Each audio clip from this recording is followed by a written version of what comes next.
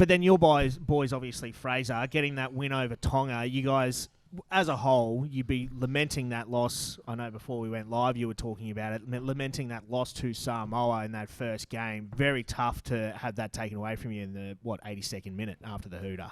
Yeah, I think there's a lot of positives from the comp, though. I think the comp as a whole was awesome. Australia A being back there, I think, since, I don't know when, 2012? 2008 or something. Or was it 08? 8 or 9, yeah. So for over a decade, and just good getting to meet a lot of new boys that probably haven't played a lot of rugby with. You come across them in Super, but then actually get to know them and spend 3 weeks with them, become quite close. So probably why we did so well. How good it uncovered a few guys, in my opinion. Lungy Gleeson. Lungy Gleeson was the man. Insane. The freak, yeah. Peach? Dylan Peach, my roomie. He was good. Was he your roomie? Yeah, shout out to Rooms. Yeah, he was good. John C. Riley, the guy out of Step Brothers. Yeah. The other one, not Will Power. Yeah.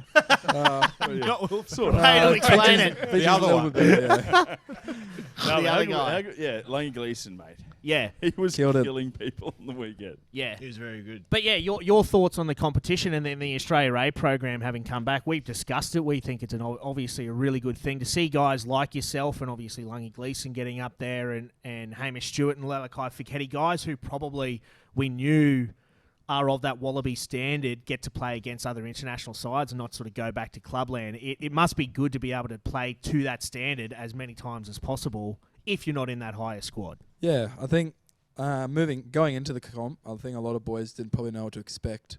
Obviously, hadn't been around since 2008, and I think boys were sort of a bit iffy about it going to Fiji 3 weeks with a lot of people you haven't met before, and coaching staff that hadn't been together. Obviously, a few boys like myself, I know all the coaching staff really well, so I knew what they were going to deliver, and it was a great camp. I think they made it what it was, and that's why we did so well. The culture was great, off-field was really good. When footy was on, it was footy, but after footy there was nothing on. So you're in Fiji, when a Silva and Andy, so we're able to get out, and we had a few locals in Filippo and Seru, and Peachy's been there heaps with the Sevens, so they were able to get out and show us the ropes, and yeah, there was a lot to do, and the people over in Fiji are fantastic. They're so kind and genuine, so I think they probably loved having us over there as well. And Jason Gilmore was obviously the coach over there. I've been waxing lyrical about just how good of a coach he really is. Do you think, because obviously he's still just an assistant down there at the Tars, DC's killing it. Do you think there are higher honours for him, say, in the Super Rugby fold as a head coach anytime soon? Do you think he's up to that standard?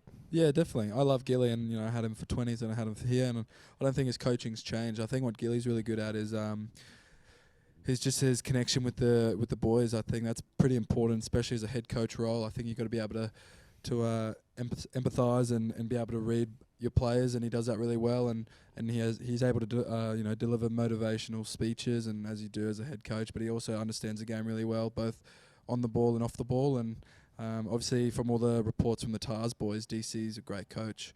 And they love Gilly, so I think they're working really well in tandem. So I think Gilly's really happy where he is at the moment, but I'm sure in the future that's probably his end goal. He wants to coach somewhere, and what he said to me, he wants to win somewhere. So if he keeps doing what he's doing, then I'm sure he'll get there.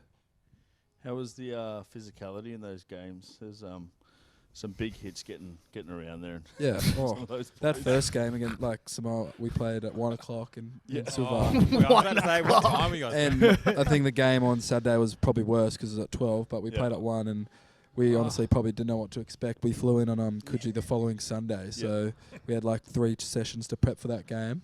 And then, the first 20 minutes was bash first. And that probably showed in the viewing. And then, as you know, as sort of the big boys sort of get, as the game goes, further on and gets hotter, or it's hot, you kind of wear them out. You learn to just don't run at them, work them around the corner. You learn that pretty quickly. Go from there. But physicality was up there. Well, you reckon? Obviously, we've asked a question to a few people, but just the minor Pacifica and all that. Do you reckon that's made a massive difference with, especially those Pacific Island teams? Yeah, definitely. I think Fiji's different. Obviously, the drills there, and they had I think they had 11 or 15 uncapped players, but they also have a lot of talent overseas. And I think just having them in the Super Rugby, in the game, they get to experience playing against other Super Rugby teams, which is great, especially against the Kiwis and against a lot of the names in the Australian A side. They sort of know what's coming. But it's just a great showcasing of talent. It was awesome. And Fraser, the Rugby Championship, obviously the next big tournament coming up. That squad will get announced, I'm assuming, sometime this week or in the near future. Have you received, or do you guys get any feedback from the Wallabies staff, I guess, throughout the tournament, and even more importantly, over the last couple of days in terms of how you're going, where you're sort of sitting? Are you a look in, or do you just wait to see if the squad's announced and then they start giving the feedback? Yeah, I think you sort of obviously, I'm not too sure what the movement's going to be around the squad. Obviously, I think each player is probably a bit different. I had Dave sort of messaged me after we beat Fiji and just said well done, and Tatsy's probably he's been saying good luck before each game and well done. And I'm not too sure about the squad. I know I've spoken to Wilson and Tatey about when they come back together, so I think they've got 10 days off or something like that. So I assume they'll probably have a few days, and I don't think the squad will be too dissimilar. I think it'll be quite similar, and we'll just have to see, I suppose. Just wait and see. Well, I want to get your thoughts, Fraser, because so many people, I think, a lot of us included, Higgers especially, was disappointed to see you miss out on that Wallabies squad. And we know Michael Hooper, the talismanic leader of the Wallabies, is obviously in front of you. What are your thoughts on it? Do you, obviously you would have been upset any chance you get to be a part of a Wallaby squad, must be awesome, but do you think there was probably more value in you not riding Pine or just holding hit shields for the last month, but actually being able to not just play against these sides, but you were a leader a lot in that squad? Do you think there was probably more value in you being in Australia A at this time of your career than being with the Wallabies over the past month? Yeah, well, I think my position is quite unique, right? Obviously, I'm behind the Australian captain. He's going to play every minute, and he's still playing at a super high level of footy. So, obviously, I was super gutted. I wanted to be in the Wallaby squad, that's for sure. I didn't hide that. I wanted to play there, and I thought I earned the spot. But and that's what I said earlier. I didn't know quite how Fiji was going to going away for 3 weeks and going as Australia A. But in hindsight, looking back on it, it was awesome. Yeah, I loved every minute of it. I thought, like I said, the coaching group and just the culture of the boys and the standard of boys we had made it everything it was. People there who are wanting to push higher into the Wallabies. There are also boys there who just want to represent Australia in senior footy. And I think obviously it was quite serious when it had to be serious, but it was also quite fun and it wasn't too tense. I think that made it just really enjoyable, and you got to go back and actually just enjoy rugby. And I think for me, looking back on it, I think those 3 tests were great. I'd much rather play some footy, and I think obviously that's why I was there to play rugby. Looking back on it, I wouldn't have played over the past 3 games if I played against England. So I think playing's a lot better, especially the calibre of teams that were over there, Tonga, Samoa and Fiji. I think it was great, and hopefully I can get back in the Wallaby squad, but I'm not too sure what's going to happen, all the movements that's going to happen. So hopefully I can get some feedback and then just go from there. Hopefully I can lace up the boots for brothers sometime soon and go from there. Get out. Yuck. Just to confirm, so there's no breaking news, you haven't answered any roommate.com ads from Hamish Stewart or Alex Murphy. Just to confirm, let's just get it out of the way. We don't want to drop any bombs. No? Well, he was on tour, but nothing on. Okay, all right. I just wanted to make sure. All right. Was there any particular player in any of the teams that you did play where you're just like, geez, I'm sick of trying to tackle you? That stuck in your mind at all? The 12 and 13 for Fiji, the captain. Watia? Yep, and Sida? Tamanivalu. Tamanivalu, sorry. Yeah. They, I was outside on the line out. So, every time they had the ball, it looked like they were coming for me. And I remember the first carry I had, I was just, it was a pretty slow 1 off 10. And I just see, 12 shoot at me. And I'm just going, oh. And then I just had to quickly get jammed in. And I was like, okay, here we go. It's the first 2 minutes. And then, those were pretty big boys. Mate, he's a Batia is nuts, mate. He's one of my favourite players. His highlight package of hits as a 7. Yeah, mate. Yeah. The one he did in Tonga, I think it was a couple of years ago. Yep. He just ended someone. Yeah, he was just out to put hits on. And his calves just look like big blocks of granite and his skinny little ankles and big old muscle. But on a serious note, Fraser, I do want to get your thoughts on it. I mean, it was announced here a couple of weeks ago, Marv talking about Hamish. No, but I want to get your thoughts on it, because I know that obviously you're over there with Hamish, and more so from a point of view that Hamish is in a red squad that is really, really quite young. You've lost, or it looks like you're probably going to lose someone of the experience of Hamish. Do you think if he is to sign on the dotted line, which from all accounts it is going to happen, it just needs to obviously get over the line, losing someone like that, is that going to leave a big hole, do you think, with just by way of his experience, or do you think you've got the likes of like your Hunter Paisami, Shorty Pataya, Jock Campbell are coming through that are going to be able to sort of cover that sort of experience hole? Isaac Henry. Love Zachy Henry. He's good. Yeah, obviously, not too sure what's going to happen. Obviously, there's a lot of stories out there, so I think we just got to wait and see. But yeah, I think obviously Hamish, he's a good mate of mine, so just his character is going to be solely missed, and obviously how he performs. I think he's someone who puts in 100%, whether that's training and whether that's on the game. Like everyone can see it, he puts his body on the line as a 12, and he's making lots of tackles, hitting lots of rucks, so he's definitely going to be missed. But the squad we have at the Reds is awesome. Like you look at the centre depth, like Zachy's coming through, and it was unfortunate about Zachy, not being able to play that Australian A game, but coming in, and then there was also, Hunter, Geordie, a lot of depth, and hopefully we can able and Fluky as well once he recovers from a shoulder. So there's a lot of gems there. So we just got to keep finding the right combinations, and hopefully they can work their magic. And the progression from Clubland's been unbelievable. Look at Smitty and Matty Fessler alone coming through Clubland, like just blokes wearing high vis, rocking up to training in their high vis, and now moving into the Australia A setup. It doesn't get much better than that. I think it's awesome. I think it's just, and that's something the Reds have done brilliantly over the last few years. And I think that's that's a credit to Thorny. I think he's able to sort of have this sort of eyes for the people, and what they go out and he proves them right. So I think it's a credit to Fez and Smithy, and Law's got the call up as well. So it's all these boys who are taking their opportunity when they get it, and then coming over. And obviously there's higher honours out there, and that's a great thing about Australian A being back, is that it's just a little bit of a stepping stool to get to the Wallabies. And I know that's everyone's pretty much goal, and that's why you stick around in Super Rugby now. So I think if they're able to keep putting the way they're doing, there's definitely spots, especially with the British and Irish and the World Cup coming up. Yeah, but Matty Fessler, he did he even have a gig at the beginning of the year? He was just going down to Randwick to play, wasn't he? And then look at him now. How cool's that?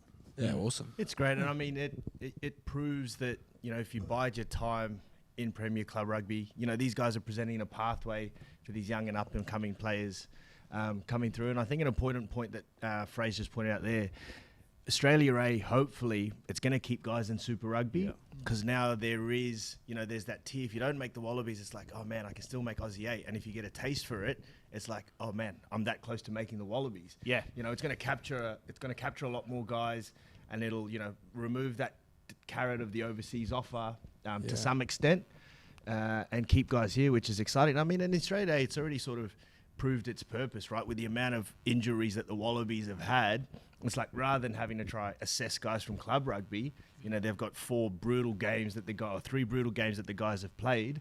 We've already seen Reece Hodge go up, Mark Noah and went straight into the starting side and didn't look short of a run. Yeah, exactly. I mean, I still wouldn't have picked him, but that's for a different... That's your opinion, and we respect that. Yes, correct. No, we don't. Right, it was pretty heated before you came in here, Fraser. Yeah, it was getting real fiery. But, just on your tour phrase, obviously there's a lot of guys putting their hands up on the field, and there's 2 parts to a tour. You got obviously the on-field stuff. So who really stood up for you, on the field, but in training and stuff like that, and then obviously who was really part of that group outside of it who performed really well off the field? So let's go 2 parts. Let's look at the guys. 2-part question. Who who you went over there, he might not have known, and you're really impressed with, and thought, wow, he's been really impressive. And then let's have a chat about the. Yeah, I think could be the same person. Yeah, could be. Well, obviously on the field, looking at the squad, obviously I knew a fair few of the boys through 20s and just playing around, and obviously we talked about him before, but it's 2 and 3 games, against Fiji and Tonga and Lange, he was awesome. He stood up massively, and speaking to Gilly, he's only 20, 21, and he's 20. And he said, he was in the system, and we sort of saw him, and so they handed him a few games, and he is a freak. He's so good, and just athletic and raw as well. So that's awesome. Obviously, another one was probably Huey Sinclair as well. I really enjoyed. Yes. I think Sorry. he yeah. Whoa. Just settle down, man. Table's moving. That's it. No, You all right? Claire's sick. He was very good. Sorry, No, go on, yeah. Fraser, I didn't mean to I interrupt. just think he's. I think it was good to have. I think Huey's 29 and he's a bit of an older guy that probably we don't really get to experience too much at the Reds. You know, he's settled down. He's got a bub already, and I think his approach to rugby was quite similar to, I suppose, what Smithies and those sort of boys were. Play a lot of games at shoot shield level, come through and earn your stripes. That's what he's done, and he just had this sort of level head about himself. He was serious when he needed to be, but he also, enjoyed a joke and was able to get on from that. Was he the second rower? Yes. Yeah, yes. I was wondering who that was. Yeah. Yeah, he was awesome. Yeah, definitely. Kind of looks like Sloth from the Goonies. But then off the field, as Dow was talking about, who was your man of the match? Well, there was a few. Obviously, you got different sectors. We got to look at. So Lalakai was awesome because when we went to Nandi, his uncle Stephen was a manager at Cardos at the port in Denarau, which is about 20 minutes. Oh, yeah. It's where all the nice resorts are. So he was able to hook the boys up, and a few times we'd go there, and we went there for dinner as a whole group. It was awesome. You look at Bobby was really good. Yes. In terms of just camaraderie around the group, not People's champion, mate. yeah, loves it and was really good. Smithy and Hoops are always up there as well. Like Yeah. they're always up there. And then there was a few boys, Jeremy from TARS going to the Force as well, Jezza Williams. Yeah, he was really good value as well. He was a late inclusion, wasn't Who's he? that? Yeah, Jeremy Williams. Jeremy Williams. What Yeah, position? he's a lock back row. Lock back row. Yeah, he's a really funny man. We got along with him really well, and yeah, he was he got that charge down try against Fiji. But yeah, it was great value, and yeah, hopefully we see him again. Love seeing Bobby over there. Yeah. He is the was man. pretty pumped with his last little try, wasn't he? Oh, Bob. Yeah, he could have given me one, but then I got late shot off the ball, and he had a little swanny. I gave him a bit of stick. I was like, mate, because he scored that last try and Samoa. I was like, mate, where's the swanny? He's like, nah, mate, just put it down. And the swanny's this one. I go, Yeah. There was some absolute get me carnage. dog shot in the rib. For you to do a try. Come on, mate. Oh, Lungy did a good one too. Bone rattling. It was that guy was crunched down him. for a long time. Yeah. And he reminds me of Who? the guy from the All Artie Sarvea. Oh my god! I was singing. No. Where, guy? no, like not the biggest Fringe presence, but Just like leg drive, tough. fast. Yes, he's such a well-rounded footy player that plays so far above his Just weight. leg speed is so Yeah. quick. So in contact, whether it's defense or attack, he just makes gain line and just brutal. Can't I get wait. what you're saying. Yeah. Thank you, Freeney. Yep. Thank you for validating me. No problem. My opinion. Fraser, obviously we got Premier Rugby. Besides brothers, you probably keep a pretty good eye on it. Besides brothers, who can win the comp? Well, it's quite close, hey. Like Yeah. that's the thing we've been talking as well. What is there? 9 points between 1 and 6. Yeah. Super close. Obviously, Wesser obviously up there if they can get their like They're on the Seru, slippery slope down, Rebels. mate. Yeah. yeah, Oh, sorry. literally all the Rebels, Seru, Filippo, they're always pretty good. I think Jeeps are always thereabouts. I think I like a bit out there. I think Bond's a bit different. I think Best attacking team in yeah, the I think competition, they're man. definitely- Most exciting team yeah, to watch. I think they're quite a good And have been for a chance good to win 3 as 4 well. years. And I sort of hope they're thereabouts, to be honest, because something fresh. Like obviously the past how many years it's always been Jeeps, Unis thereabouts, Brothers always there, and Just all the And biggest scumbags in the comp. No. I get it, man. oh, I get it. Jealous is a So you're horrible trait saying of Norths yours. and West in the It's a final. horrible trait, mate. yeah, no. So hopefully Bond, good on him. Bond would be awesome, and with that second row of Devin Henson and He's Angus massive. Blythe, He's That- so fast. mate, and he's That's so Devin aggressive. Henson. so fast. Is he He's a so Sapper? aggressive. Is he a Sapper? Yeah. Oh, he's a big boy. Is he the guy who had like a heart issue or something like that? Had to Did his stay out. carotid, didn't he? Yeah, and then like What? had to be out of the game for a while, and then just sort of He's I'll come back and stronger. play. Yeah. Yeah. And he's Interesting. just he's so angry, man. Him and Angus Blythe, man, just the angriest dudes.